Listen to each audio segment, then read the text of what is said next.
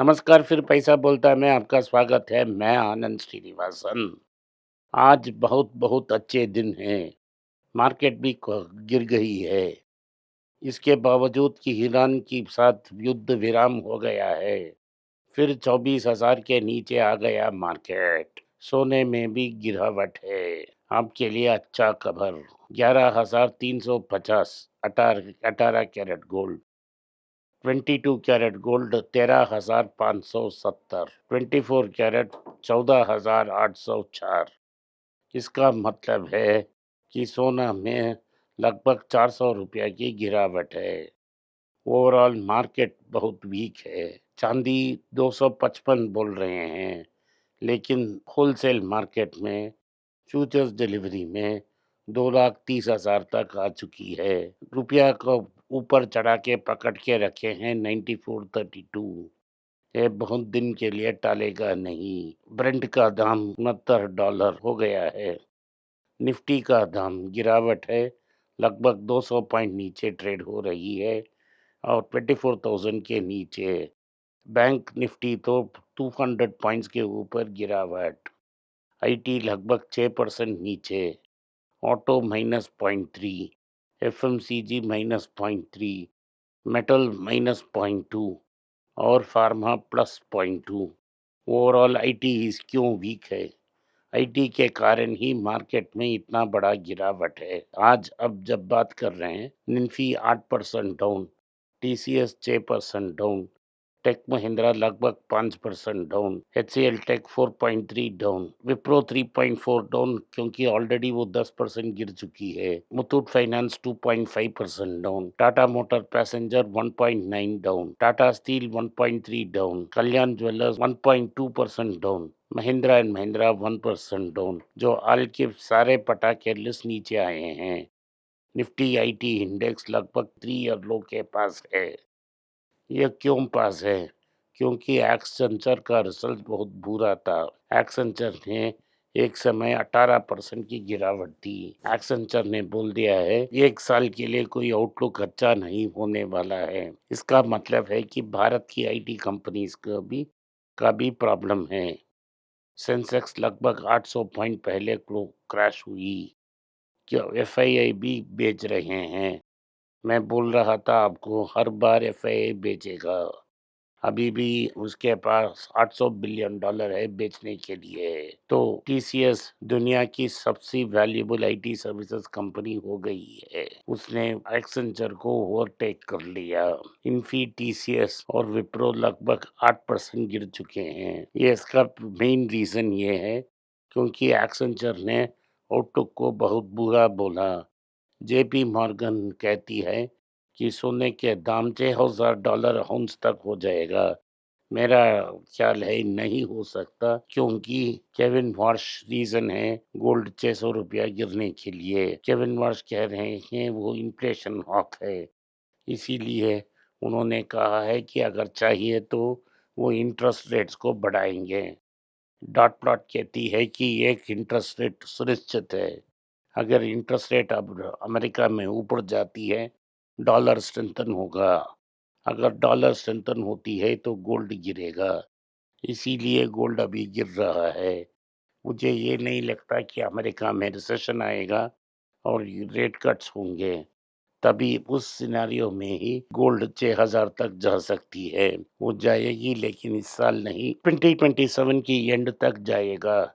RBI का gold holdings एक record level पहुंच गई है। $113 बिलियन तक पहुंच गई है। ये 16.5% ऑफ फॉरेक्स रिजर्व्स हो गई है। Gold share in India forex reserves is at 16.5%। ये पिछले 2 साल में डबल हो गई है। ये इसीलिए डबल नहीं हुई है क्योंकि इंडिया ने गोल्ड खरीदी। ये इसीलिए डबल हुई है क्योंकि गोल्ड की वैल्यू इंक्रीज हो गई है।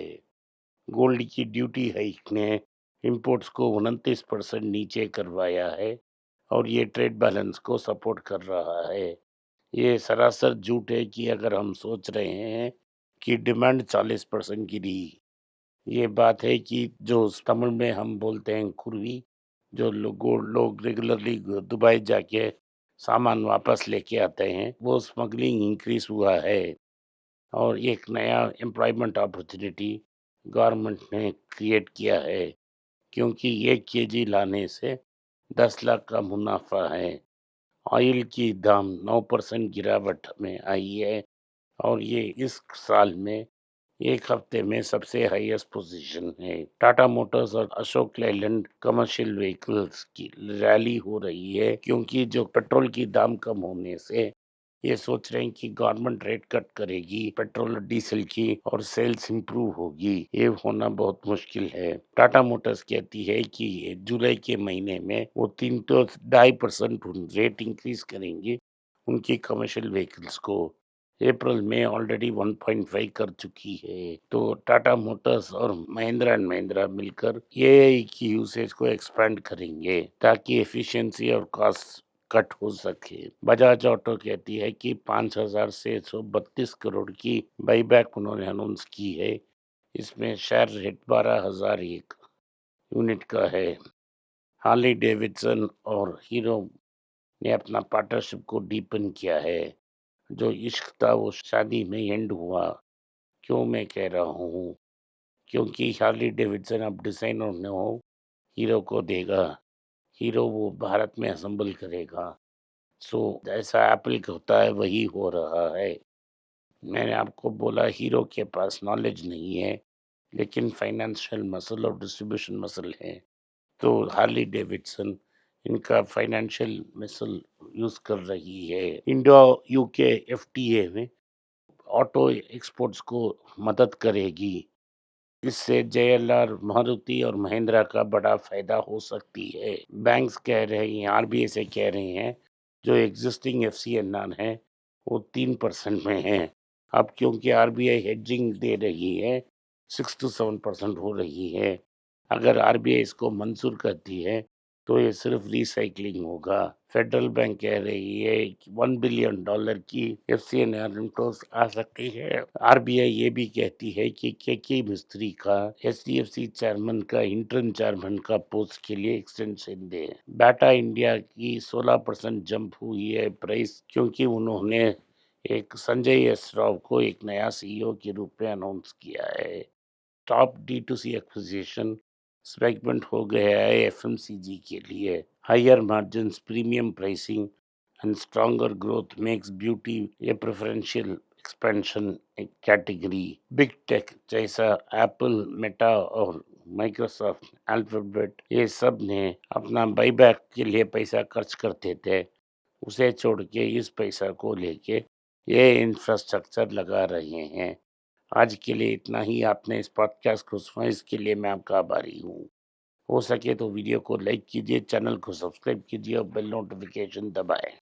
इस वीडियो को अपने दोस्त और रिश्तेदार के पास भेजें और उन्हें देखने की आग्रह करें। नमस्कार, धन्यवाद, जय हिंद।